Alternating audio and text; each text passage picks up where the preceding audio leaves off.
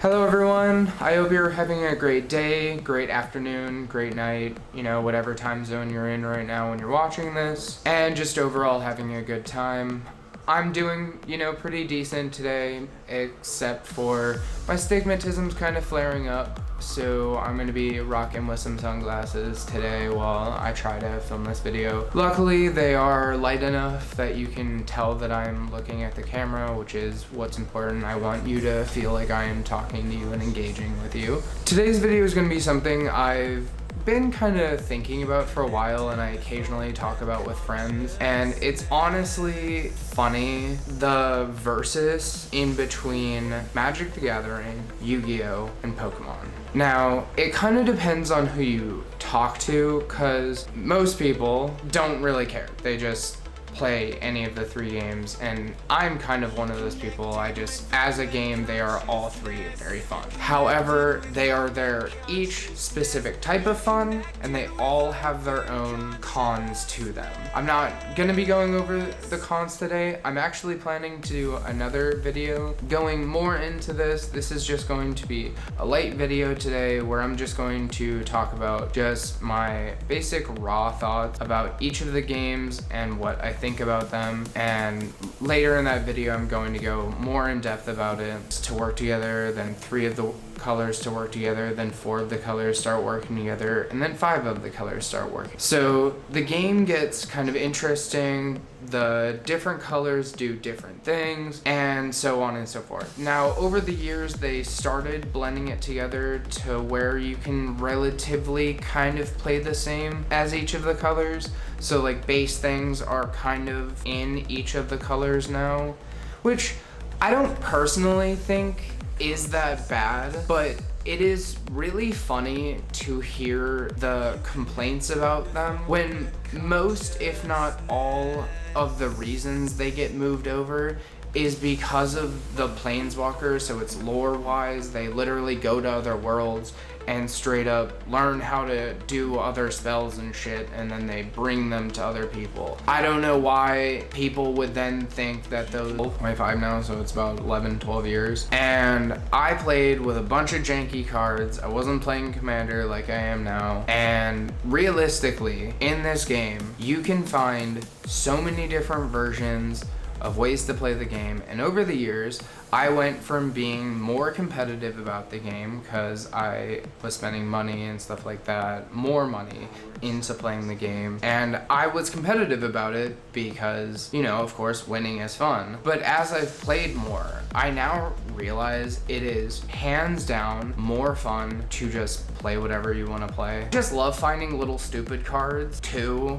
That's my other thing that I enjoy about Magic, is you can find little stupid cards to make the game even better. Now, you go into Yu-Gi-Oh, and this is what originally had me with Yu-Gi-Oh, and I'm pretty much done with talking about Magic now. When you go into Yu-Gi-Oh, Yu-Gi-Oh is very much a game now that is all about the quick win.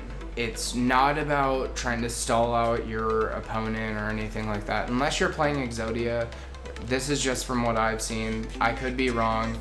I stopped looking into the game after I saw a little clip where this dude, they straight up had the same deck, and they one turn one dude won with this combo. Like, he just showed it to him. He didn't even play the fucking cards. And the other dude went, yep, you win, because he knows he's not going to be able to beat it. Then they shuffle up, go to the next game, and then the other guy does the same fucking thing. And I was like, yeah, no, I'm not going back to Yu-Gi-Oh, fuck that. I'm not doing all that noise. That's just a whole bunch of bullshit. I remember my elemental heroes, my dark magicians, like I played classic Yu-Gi-Oh. I played Yu-Gi-Oh all the way up until Exceeds. Right up till Exceeds. I continued playing a little bit after. I just didn't continue with the show or anything like that. I liked the game. I thought it was really fun with the Exceeds. However, then Pendulums came out, because I forgot I came back when Pendulums came out. And that would have been such a good card to, get more people back into playing, because Pendulums, I felt, brought a lot back to the game in a weird way. They were definitely confusing as fuck, but as I started to learn how to play with them, I genuinely genuinely was trying to get some of my friends to play Yu-Gi-Oh again with me because it was just so fun to play. However, none of my friends were very interested in picking Yu-Gi-Oh back up again because it was just too complicated and most of them didn't have time. Now I tried again once Lynx came out, but I waited a little bit because Lynx had this weird thing where you couldn't use the rest of your extra deck for some fucking reason. You had one space and that was it. The rest was for normal monsters, which I genuinely was like, oh, so you fucked your game. So you like completely locked down all enjoyment of your game. Because I watched Yu-Gi-Oh content around there just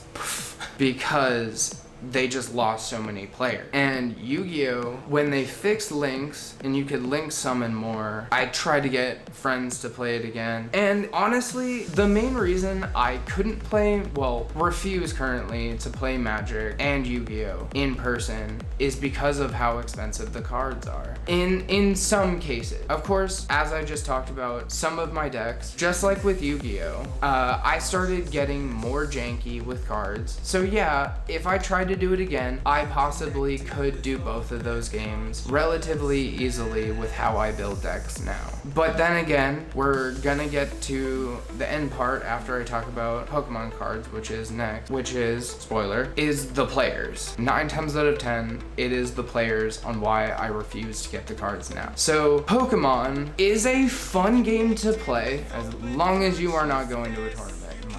All of this has been in my... After Black and White 2, the games fucking lost me. I didn't even fully beat Black and White or Black and White 2 because of the fucking dream system. Same with Heart Gold and Soul Silver. I couldn't beat them because of the dream system or whatever it was to evolve your Pokemon because my internet wouldn't work. All because of that, I couldn't beat those games. I don't have any quarrels with that, but I was a big enough fan of Pokemon that I played the Pokemon card game with my brothers. I thought it was really fun, but it's only fun in my opinion when you are playing with friends because you actually get to play with Pokemon and you don't have to put a shitload of trainers and Pokedex cards or whatever. I don't remember all the card types that are in Pokemon, but I remember it is enough that when I went to go watch a video on just a cheap budget deck for Pokemon, there was maybe 6 Pokemon cards in there, which yeah, that's your usual kind of bench, but I didn't see just about like enough energy. Like you didn't actually get to play with what I felt like would have been a Pokemon game. But I also could be slightly remembering that wrong because most of the time when I end up playing with people, we don't ever fully play the game right anyways, because we always try and play it like the game or like the show